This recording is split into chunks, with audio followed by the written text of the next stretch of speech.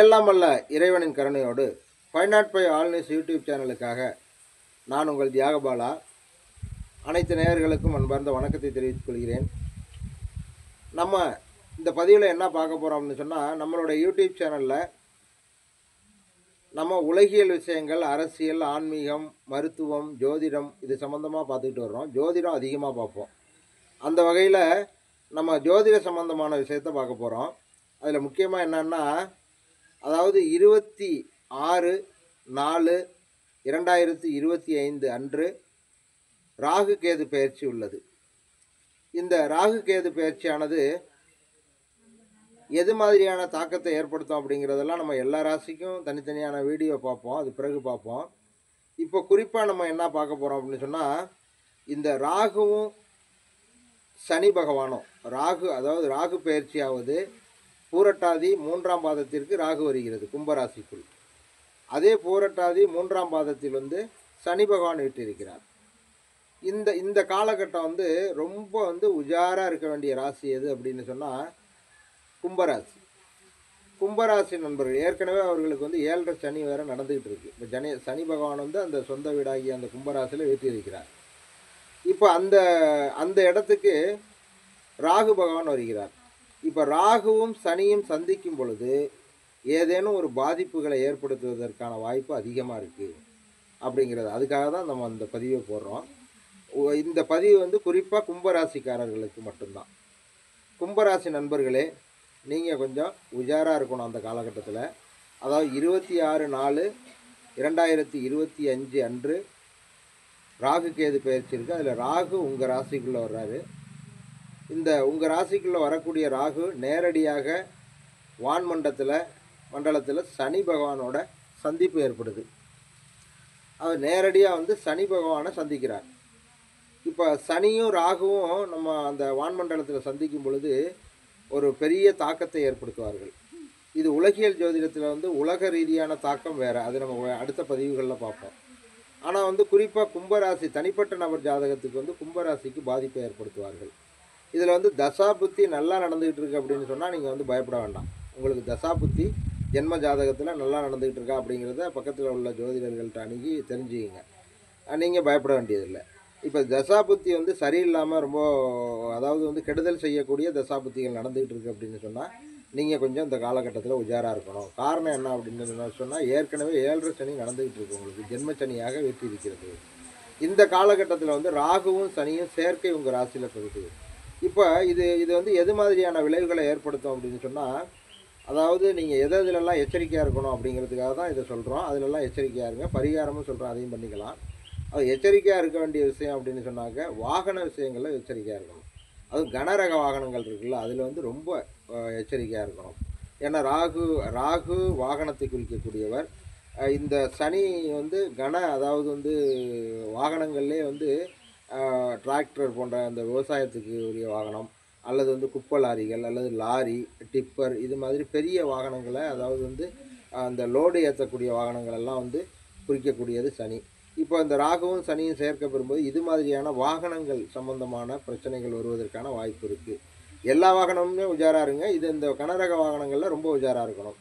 அடுத்து என்ன அப்படின்னு சொன்னாக்க, உங்களுடைய நரம்பு மண்டல சம்பந்தமான ஏற்கனவே சளி பிரச்சனை இருக்குல்ல, அது மாதிரி சளி பிரச்சனைகள் இருந்தால் நீங்கள் கொஞ்சம் இந்த காலகட்டங்களில் அந்த சளி பிரச்சனையை ஊக்குவிக்கக்கூடிய விதத்தில், விருத்தி செய்யக்கூடிய விதத்தில் உள்ள பொருட்களை சாப்பிடக்கூடாது. டாக்டர் ஆலோசனை பெற்று நடந்துக்கிறது நல்லது. அதே மாதிரி உங்களுக்கு அடுத்து என்ன அப்படின்னு சொன்னால், அந்த தொழிற்சாலைகள் சம்பந்தமாக ஏதேனும் தொழில்களில் ஈடுபட்டுருக்கீங்க அப்படின்னு சொன்னாக்க அந்த காலகட்டங்களில் உஜாராக இருக்கணும். அடுத்து விஷச்சந்துக்கள், முக்கியமாக குறிப்பாக ஒரு விஷயம் சொல்லணும் அப்படின்னு சொன்னால், நீங்கள் அந்த காலகட்டத்தில் காடு கரைகள் அப்படின்னு சொல்லுவோம். கிராமத்துலலாம் காடு கரையெல்லாம் இருக்கும். அது மாதிரி அந்த காடு கரை பக்கம் போகக்கூடாது. காடுகள் உள்ள பக்கம், அடர்த்தியான இடம், குப்பை இருக்குல்ல, குப்பை உள்ள பக்கம், இது மாதிரி போகிறதெல்லாம் தவிர்த்துக்குங்க. ஏன் அப்படின்னு சொன்னாக்க, அந்த காலகட்டங்களில் விஷச்சந்துக்களால் ஏதேனும் பிரச்சனை வருவதற்கான வாய்ப்பு இருக்குது. அதே மாதிரி சம்பந்தம் இல்லாத விஷயங்களில் சாப்பாடு, அதாவது சம்பந்தம் இல்லாத உங்களுடைய உடலுக்கு ஏற்றுக்கொள்ளாத சாப்பாடுகள்லாம் அந்த நேரத்தில் சாப்பிடக்கூடாது. அடுத்து எந்த ஒரு உணவும் ஆகாரமும் வந்து எச்சரிக்கையோட, அதாவது வந்து ஒரு உதாரணத்துக்கு சொல்கிறோமே, பல்லி விழுந்திருக்கும் அந்த ஏதாவது உணவுகளில், அதை வந்து பார்க்காம சில பேர் சாப்பிட்ருவாங்க. இது மாதிரியான விஷயங்கள் எல்லாம் எச்சரிக்கையாக இருக்கணும். ஏன் அப்படின்னா, எதால உங்களுக்கு பாதிப்பு வரணும் அப்படின்னு சொன்னால், அதாவது வந்து வாகனங்களால் பாதிப்பு வரணும். அதே மாதிரி விமான பயணங்களை அந்த காலகட்டத்தில் தவிர்த்துக்கிறது நல்லது. அதே மாதிரி வந்து விஷச்சந்துக்களால் பாதிப்பு வரணும். உடல் சம்பந்தமாக, நீர் சம்பந்தமான பிரச்சனைகள், சளி சம்பந்தமான பிரச்சனைகளால் வந்து பாதிப்பு வரணும். குறிப்பாக காலில் ஏதாவது சின்ன சின்ன ப்ராப்ளங்கள் வர வாய்ப்பு இருக்குது. கால் சம்பந்தமான பிரச்சனை உள்ளவர்கள் உஜாராக இருக்கணும். இது மாதிரியான விஷயங்கள் எல்லாம் நீங்கள் வந்து கண்டிப்பாக வந்து கவனமாக இருக்கணும். கவனமாக இருந்தால் இதெல்லாம் தவிர்த்திடலாம். இதுக்கு பரிகாரம் என்ன அப்படின்னு சொன்னாக்க, அதாவது வந்து இந்த ராகு, சனி சேர்க்கை அடையுதுல்ல, இந்த காலகட்டத்தில் வந்து நீங்கள் இதற்கு பரிகாரமாக என்ன செய்யணும் அப்படின்னு சொன்னால், துர்க்கையம்மன் கோவிலில் நவக்கிரக அர்ச்சனை. துர்க்கையம்மன் கோவில் உங்களுக்கும் பக்கத்தில் எங்கே இருக்கோ அங்கே சென்று நவக்கிரக அர்ச்சனை செய்யுங்க. நவக்கிரக அர்ச்சனை பண்ணிங்கன்னா அந்த நேரம் வந்து உங்களுக்கு அதாவது இந்த வரக்கூடிய ஆபத்துகள்லேருந்து துர்க்கையம்மன் உங்களை காத்தருளும். ஏன்னா வந்து நவக்கிரக நாயகின்னு சொல்லக்கூடிய துர்க்கையம்மன் உங்களை காத்தருளக்கூடிய அருள் இருக்கு. ஏன் அப்படின்னு சொன்னால், ராகுவோடைய அதி தேவதை வந்து துர்க்கை. அப்போ நம்ம துர்க்கையம்மன் கோயிலில் போய் துர்க்கைக்கிட்டே இருக்கும் பொழுது அந்த பாதிப்புகள் நமக்கு வராது அப்படிங்கிறது தான் ஒரு ஐதீகம். அந்த வேத அடிப்படையில் உள்ளது. அதை தான் நம்ம செய்கிறோம். இப்போ அந்த அந்த காலகட்டங்களில் வந்து நீங்கள் வந்து என்ன பண்ணணும் அப்படின்னு சொன்னாக்க, இந்த பரிகாரம், அதாவது துர்க்கையம்மனுக்கு பரிகாரம் பண்ணுறது ஒரு விதம். அடுத்து என்ன அப்படின்னு சொன்னால், உங்களோட குலதெய்வ வழிபாடு. குலதெய்வம் கோயிலில் வந்து ஏதேனும் வழிபாடுகளை செஞ்சு அந்த காலகட்டத்தில் வந்து நீங்கள் இது மாதிரி பிரச்சனைகள்லேருந்து உங்களை காத்துக்கலாம். அடுத்து என்ன அப்படின்னு சொன்னாக்க வந்து, நாக தேவதைகள், அந்த நாகம் சம்மந்தப்பட்ட விஷயங்கள் இருக்குல்ல, சாமியாக வந்து நாக தேவதைகளை கும்பிட்றாங்கல்ல, அது மாதிரி இடங்களில் நீங்கள் வந்து அன்னைக்கு அந்த இடத்துக்கு போகக்கூடாது. முன்னாடியே ஏதாவது பொருளை கொடுத்து அல்லது பணத்தை கொடுத்து ஏதாவது அன்னதானங்கள், அதாவது வர்றவங்களுக்கு பிரசாதம் ஏதாவது செய்ய சொல்லி உங்களுடைய தகுதிக்கு ஏற்றது மாதிரி செய்யலாம்.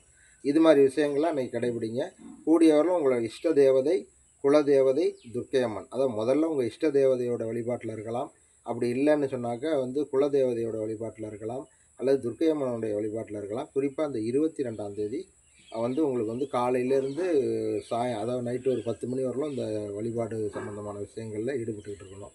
நீங்கள் அதாவது தொடர்ந்து அது ஃபுல்லாக அந்த டைம் ஃபுல்லாக இருக்கணும்னு இல்லை. அந்த நேரத்துக்குள்ளே கோயிலில் 1 மணி நேரம் 1.5 மணி நேரமாவது அந்த கோயில் சம்மந்தப்பட்ட விஷயங்களில் ஈடுபட்டுக்கிட்டு இருங்க. அதுக்கு ரொம்ப பயப்படணும் அப்படிங்கிறதுக்காக இது சொல்லலை. ஏன் அப்படின்னு சொன்னால், எச்சரிக்கையாக இருக்கணும் அப்படிங்கிறதுக்காக தான் இதை வந்து சொல்கிறோம். இந்த ராகுவும் சனியும் சந்திக்கும் இந்த 26ஆம் தேதி மிக எச்சரிக்கையாக இருக்கணும் ஒன்று. அடுத்து வந்து அந்த ராகு சனி சந்திப்பு வந்து ஒரு 15-20 நாள் உங்களுக்கு வந்து ஒரு தாக்கம், சரியில்லாத தாக்கத்தை கொடுக்கும். அந்த மாதிரியான காலகட்டங்களில் கொஞ்சம் உஜாராக இருக்கணும் அப்படிங்கிறத சொல்லிக்கிறோம். இருந்தாலும் வந்து கும்பராசியில் ராகும் சனியும் வீட்டு இருக்கும் வரை கொஞ்சம் உஜாராகவே இருக்கணும். சனி பயிற்சி ஆனோன்னா அது சரியாயிடும் அப்படிங்கிறத சொல்லிக்கிறோம். நன்றி, வணக்கம்.